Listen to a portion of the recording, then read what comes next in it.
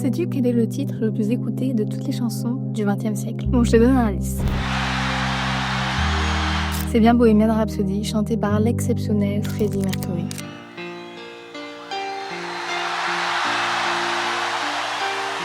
Cette musique, on est nombreux à la connaître sans vraiment prêter attention à ce qu'elle raconte.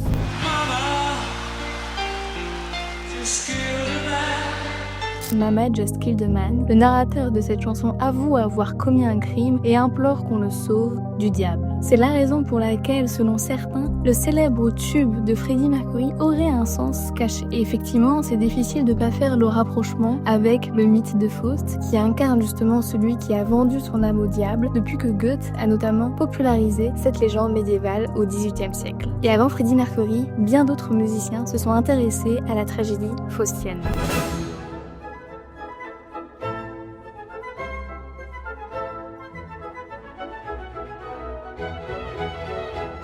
Ce que tu viens d'écouter, La Marche hongroise, vient justement de l'opéra La damnation de Faust qui a été écrit par Hector Berlioz. Et c'est pas n'importe quel opéra. Berlioz, c'est la rencontre entre le drame lyrique, appelé l'oratorio, l'opéra et la symphonie. Cette forme hybride, Berlioz la nomme la légende dramatique et ça inspirera d'autres grands compositeurs comme Franz Liszt ou encore Gustav Mahler. En 3 mots, Faust c'est un vieux savant qui conclut un pacte avec le diable Méphistophélès pour retrouver une jeunesse et notamment retrouver le goût du plaisir.